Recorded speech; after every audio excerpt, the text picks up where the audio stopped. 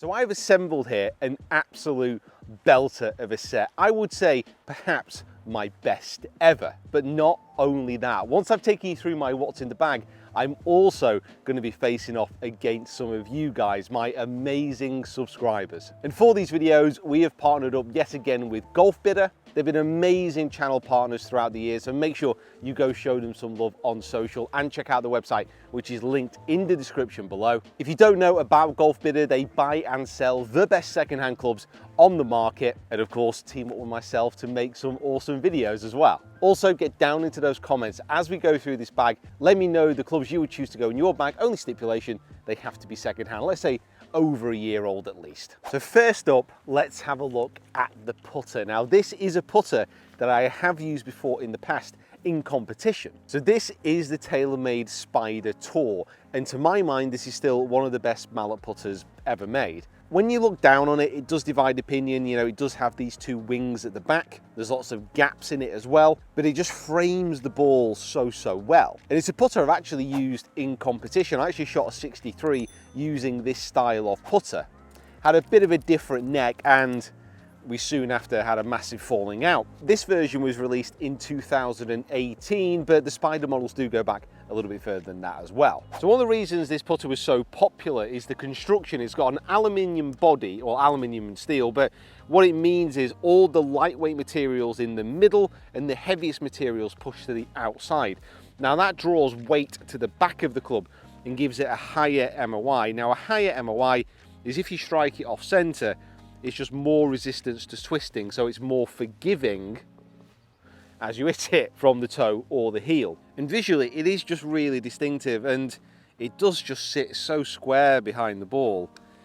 It's like one of those X's that you can't quite remember why you broke up, but there's a reason, and it's just eluding me. I don't think I ever came home to find the Spider like boiling a bunny in a pot, I don't think. Another thing which I like about this putter is the insert. So this is a pure roll insert, and TaylorMade have had it in their putters now for, it must be 4,000 years. And the reason I like that about this putter and this technology in particular, the pure roll tech with the face, you know it must be good, because if you think about the amount of times TaylorMade changed tech and come up with a new invention, the best new thing, this has been around for so long that they must think it's here to stay. They must think it's the best they can do still. So these are, and I say this without joking, I think probably the best irons that Ping have ever made. They are the Ping Answer. Now these are featured in a Golf Bidder video I've done before, and I absolutely fell in love with them. They were the first forged club Ping had made in 40 years when they were released in 2013. And they were an absolute astronomical failure. Nobody bought them.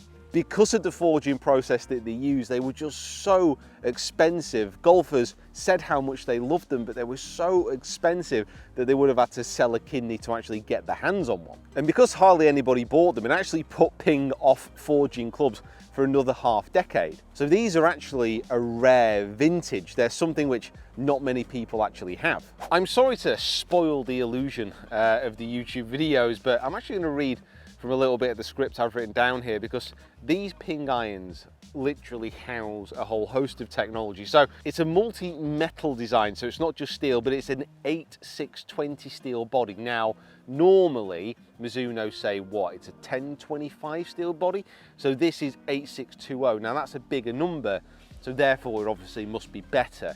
It must be a better steel. This must be Excalibur level steel. It's got a tungsten sole for unequaled forged iron feel and forgiveness. It's hollow sole cavity, so it's got a hollow bit in here as well. Positioned to CG for higher launching shots. It offers long iron forgiveness and short iron control. I've got these in a Project X shaft, and it's the black dot, so that is a standard Ping when these were released. Now normally with Ping I'm slightly flat, but if you know your specs, obviously you can check before you buy here. Behind the ball, they don't look like a blade. They look like a really well refined cavity bag. There's not much offset at all, which again is quite unusual for a Ping, but they just feel great. I mean, I've got 160 here. Back into wind I'm going to hit 7 iron.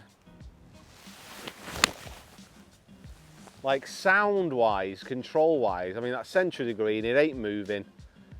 Pin eye, it's just great. And with second-hand clubs in the second-hand market, the irons are where you can find some just brilliant value, because these irons when they came out were awesome. They're still awesome now, and you can pick up what was like a $2.5 grand set or whatever it was. Driving iron, and this is a, if you know, you know type of club. So this is the SRIXON ZU65, and for many years SRIXON have been producing probably some of the best driving irons out there. It's got a forged face, but it's also a hollow-headed construction. I've got this at 20 degrees and it absolutely flies. But it's also quite easy to hit, and with driving irons, that's not always the case. It's got a little bit more of an offset than I would normally use, but because I'm losing a few shots out to the right at the moment, that's not a bad thing. It's also very shiny. The ZU65, it is at 20 degrees. I got 105 gram X-Flex KBS prototype Tour shaft, which sounds difficult to hit, but we'll give it a go. And when it goes down behind the ball, that offset is quite big, but it feels like I can turn kind of low left and really not lose it right. I feel this is going to be a nice peeler. Just like that.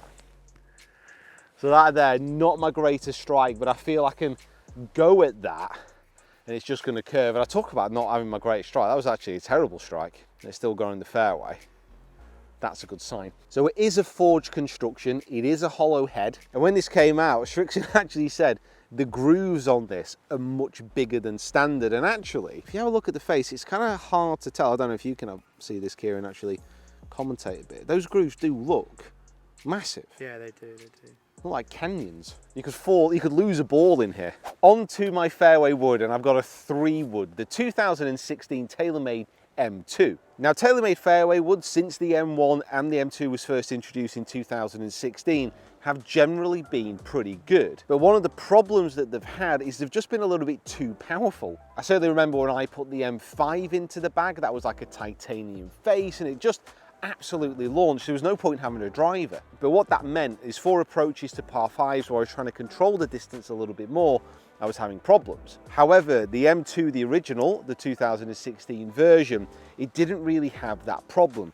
Beautiful to look at when you put it behind the ball.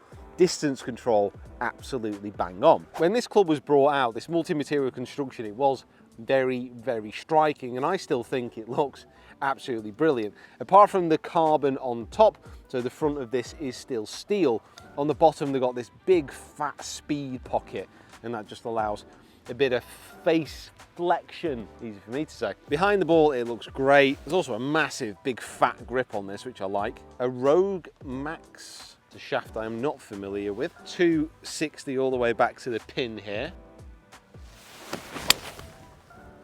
Oh, how good did that sound? Oh my God, be good, by the way. Oh my God, that is massive. Oh my God, that's, you see that? Have I zapped the wrong thing here? Because that's gone like, that's flown over the green, which is behind this green. Holy moly, that absolutely flew. Right, so just a little held off one here.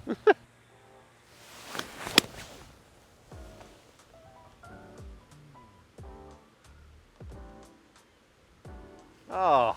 What a club. One of the very best things about doing the second-hand club challenge is you forget how many amazing golf clubs are out there. This is one of them. So on to my first wedge. Now this is a 52-degree MIZUNO. It's the S18, and I've got to be honest, this is a wedge that I've not done a lot of testing with. But I wanted to put this in the bag as a general homage to MIZUNO wedges, because they are so often and just needlessly overlooked. People will not have any issues spending a lot of money on some of their forged irons, but this is pretty much the same forging process that they're going to use on their irons. Even better, it's got boron in it. Yeah, boron. Don't know what that means, but sounds great. The MIZUNO wedge, by the way, has a bit of a stamping on the back. So whoever owned this was Mr. CC. I was going to say Clark Kent, that's CK in it. Oh, gutted. Who could CC be? Know any famous CCs? Get down to those comments, let us know any famous CCs. One thing I particularly like about the S18 is it kind of has an iron profile when you put it down. So you can tell it's a wedge because of the loft, but this would blend into a set of normal irons quite well. It's got the boron infused steel. Now generally that's just going to make it last long. It's going to make it more durable. But I may have misheard in my physics class. But whatever the reason, feels great. hits good shots. That's all we need to know, really. The lob wedge I'm going to be rocking is the TAYLORMADE high toe. Now, the high toe in TAYLORMADE and the high toe in other wedges as well really did divide opinion because of its unusual shape. However, I used this lob wedge pretty much for a full year and absolutely loved it. The way it's ground on the bottom, the way it's shaped, the look of this bronze finish as well, it's just class. So the high toe isn't forged, it's a cast head which then goes into the milling machine, and that's where you see all these lines here. This is where it's been milled away. And because they mill it, the sole grinds are very, very precise. And I found when I was using this off bad lies especially, I could adapt, I could change out bunkers, it was fantastic. It's got this full face coverage with the grooves as well, so sometimes people don't notice, but this, the grooves going all the way up to the edge, that is not something that you would normally see in a wedge. Now with this much bounce, I should be able to get this gliding along, just collecting the ball, get it all the way to the pin, a bit of spin.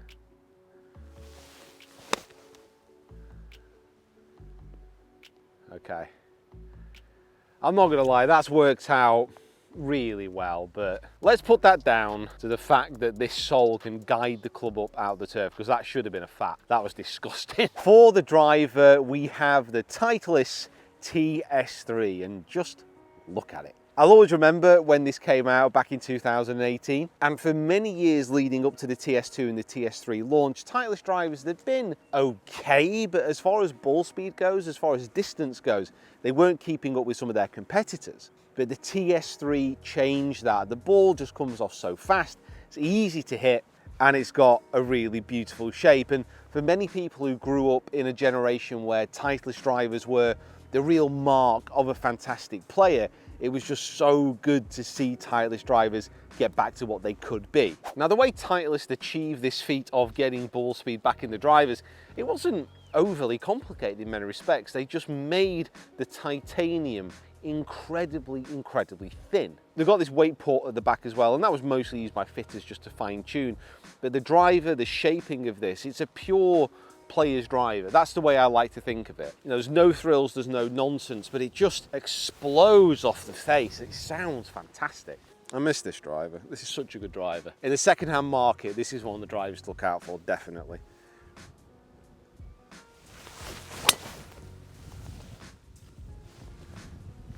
Because it's just pure. That's my pure send it pose.